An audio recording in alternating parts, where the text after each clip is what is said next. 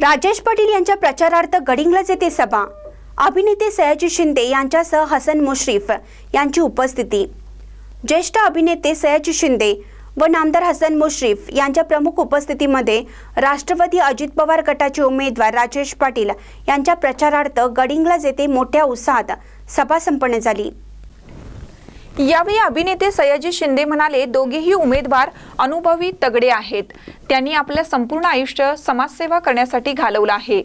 या संपूर्ण मतदारसंघामध्ये मोलाचे कार्य केले आहे। दोघेही निवडून तर येणारच आहेत, पण जास्त मताधिक्याने कसे विजयी होतील यासाठी सर्वांनी प्रयत्न करा। मी संपूर्ण महाराष्ट्रभर फिरतोय। राष्ट्रवादी काँग्रेस पक्षाचे अजित पवार गट सर्व उमेदवार अधिक मताधिक्याने विजयी होतील असं चित्र आहे। यावेळी उमेदवार राजेश पाटील म्हणाले, उपमुख्यमंत्री अजितदादांना ताकद देण्यासाठी गडिंग्लज वासियांनो आम्हाला साथ द्या आणि महायुतीला विजयी करा असं आवाहन केलं। हसन मुश्रीफ म्हणाले, कधी केली नाही पंढरीची वारी आणि म्हणतोय रामकृष्ण हरी। बिनबुडाचे खोटे नाटे आरोप करून जनतेची फसवणूक करण्याचे काम विरोधकांकडून सुरू आहे। ज्या थाळीमध्ये खाल्ले त्या थाळीमध्येच घाण केली। आता पवार साहेबांच्या मांडीवर जाऊन बसलेत, तिथेही घाणच करतील। ज्यांनी संजय गांधी निराधार योजनेची चौकशी लावून वृद्ध, दिव्यांग, विधवा, परित्यक्त्या, निराधार लाभार्थ्यांच्या चुलीत पाणी ओतण्याचं काम केलं, त्याला खड्यासारखे बाजूला करा।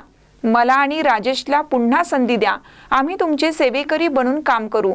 यावेळी राजेंद्र गड्ड्यांवार, माजी आमदार संजय बाबा घाटगे, आरपीआय जिल्हाध्यक्ष उत्तम कांबळे, विजय काळे, सिद्धार्थ बने, दत्ताजीराव देसाई, मधुकर पाटील, राजेंद्र तारळे, संदीप नाथबुवा, किरण कदम, गुंडूराव पाटील यांनी मनोगत व्यक्त केली।